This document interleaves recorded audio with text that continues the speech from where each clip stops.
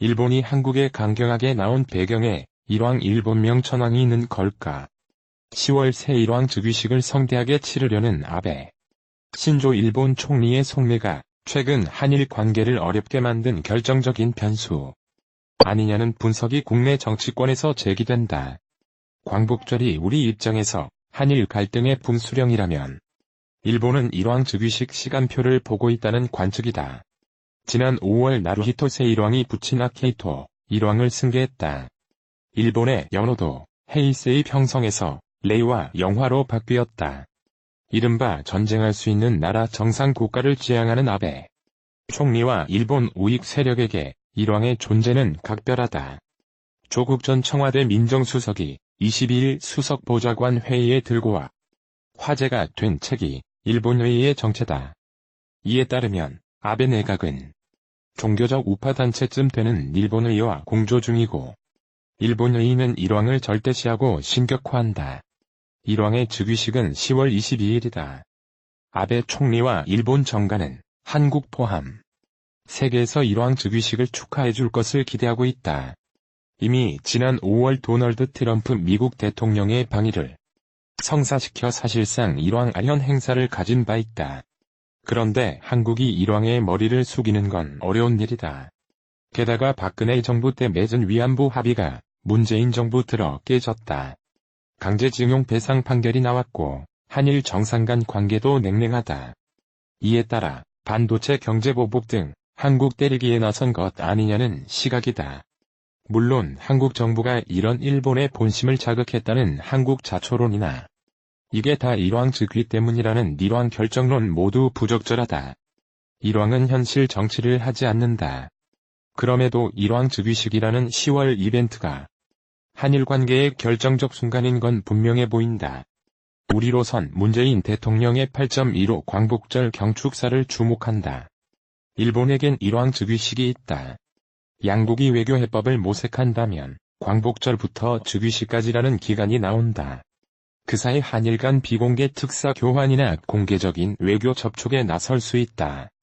이를 통해 9에서 10월 한미일 테이블이나 한일 양자 협의가 성사되면 관계 회복의 정치 외교적 무대는 깔리는 셈이다. 여기서 이낙연 국무총리 역할론이 다시 부각된다. 문 대통령은 앞서 이 총리 해외 순방을 투톱 정상외교라고 규정했다. 즉위식 전까지 한일 간 출구를 찾아 축하 사절단이 갈 경우 이낙연 총리라면 최고위급이 된다. 사단법인 한일경제협회는 일한경제협회와 함께 9월 24에서 25일 서울 롯데호텔에서 제51회 한일경제인 회의를 개최하기로 했다고 30일 밝혔다. 한일경제인 회의는 한일경제협력 증진을 위해 1969년 처음 열린 이후 한 해도 거르지 않고 매년 개최된 양국의 대표 회의체다.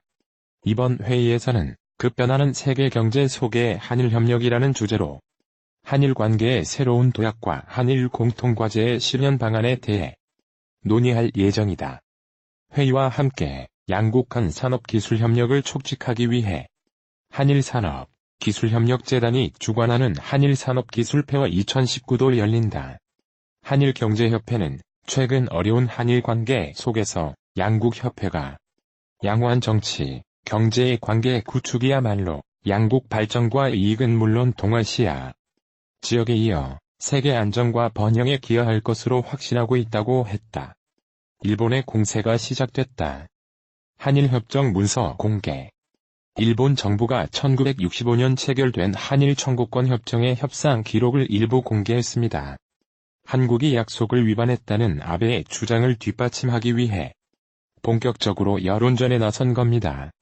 일본 외무성이 출입기자단에 공개한 문건은 두 개인데 하나는 한국이 1965년 일본에 제출한 대일 청구 요강이고 다른 하나는 1961년 5월 작성된 의사록 회의록입니다. 의사록은 다음과 같은 내용을 담고 있습니다. 일본 개인에 대해 지불받기를 원한다는 말인가? 한국 국가로 청구해 국내에서의 지불은 국내 조치로서 필요한 범위에서 한다. 의사록에는 또 한국 대표가 강제적으로 동원해 정신적, 육체적 고통을 준 것에 상당하는 보상을 요구하는 것은 당연하다고 말한 내용도 기록돼 있습니다. 일본 외무성은 이를 근거로 한국이 보상을 요구했으므로 청구권 협정의 위자료까지 포함된 것이 명백하다. 그러므로 개인 청구권이 남아있다는 한국의 주장은 모순이다. 라는 주장을 폈다고 요미우리 신문은 전했습니다. 한국이 처음부터 정신적 위자료를 염두에 두고 교섭했으니 한국 대법원 판결은 청구권 협정에 어긋난다는 겁니다. 이런 주장은 과연 사실일까요? 협회는 양국 정부 간 대화가 진전되고 양호한 환경에서 제51회 한일 경제인 회의가 개최되기를 기대한다며 계속해서 경제, 인재, 문화 교류를 통해 민간 교류기관 입장에서 양국 관계의 개선과 확고한 설린우호 관계를 구축해 나갈 것이라고 했다. 우리 정부로서는 최상급의 예우다. 아울러 일본 네트워크가 풍부한 이 총리의 강점을 극대화하는 카드다. 이 총리는 신문기자 시절 도쿄 특파원을 지냈고 국회 활동 중에도 대표적 진일파로 통했다. 일본, 자기들 요리한 것만 쏙 뽑아 공개. 보상인가 배상인가? 우선 일본이 공개한 의사록에는 한국이 요구한 게 보상이라고 돼 있습니다. 보상은 적법한 행위로 인한 손해를 보전하는 것입니다. 즉, 식민지배와 징용이 모두 적법한 것이라는 일본의 주장에 기반하고 있습니다. 반면 2018년 한국 대법원의 판결은 불법 행위에 대한 대가를 치른다는 의미로 배상하라고 판결했습니다. 따라서 위 문서는 일본의 주장을 뒷받침하는 근거가 될 수 없습니다. 24년간 계속된 협상 일본의 아전인수 한일 청구권 협상은 1951년 시작돼 1965년에 끝난 긴 협상이었습니다. 이 과정에서 한일 간에는 온갖 요구와 주장들이 오갔습니다. 이번 방문은 경제관료 출신인 김진표 의원이 물꼬를 튼 것으로 알려졌다. 애초 문희상 국회의장이 국회 차원의 방위를 추진했지만 일왕 사죄 발언 여파로 일본 측이 거부하면서 무산됐다.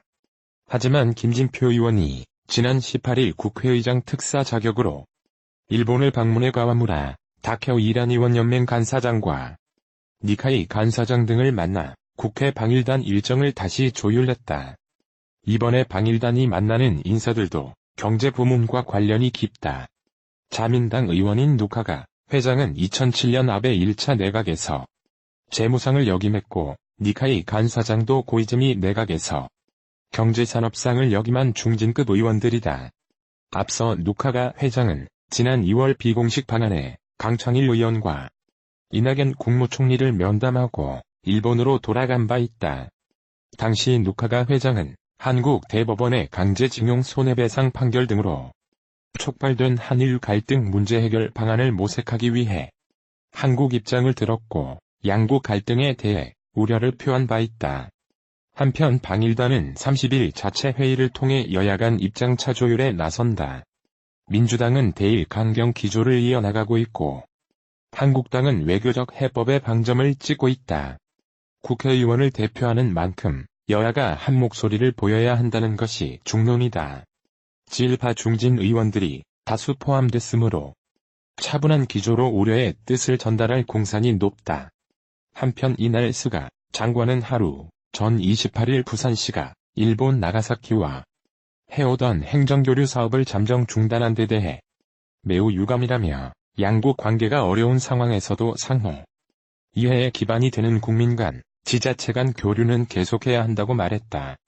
스가 장관은 최근 한국과 문화교류는 당연한 일, 한국인 관광객 동향을 주시할 필요 등 한국과의 민간 교류 중단에 대해 우려하는 발언을 이어오고 있다. 일본이 공개한 건 그중 자기들에게 유리하게 해석될 수 있는 회의록을 뽑아 선택한 겁니다. 이 문서는 새로운 것도 아닙니다. 이미 2004년 한국 정부가 공개한 문서 중 일부였고 정부와 민간 전문가들이 분석을 끝냈습니다. 실제로 그 이후 회의록을 보면 정반대의 내용도 있습니다. 일본 측이 법에 없는 지원은 불가하다. 일본인들도 피징용자들은 지원받지 못했다. 조선인도 당시에는 일본인이었다. 라고 주장했다는 겁니다. 즉 식민지배화에 따른 일본 제국의 공권력을 동원한 징용은 모두 적법한 것이라는 주장입니다. 일본의 이 같은 주장은 불법적인 행위 강제동원, 폭행, 인권 침해에 대한 배상은 청구권 협정에 포함되지 않았다는 것을 스스로 인정한 것으로 볼 수 있습니다. 한편 대한민국 정부는 천황을 공식 용어로 인정하고 있다. 공문서에도 천황으로 쓴다. 정부는 5월 1일 문재인 대통령이 아케이토 천황에게 즉위 축하 서한을 보냈다고 밝혔다. 대중적으로는 일왕이 일반적이다.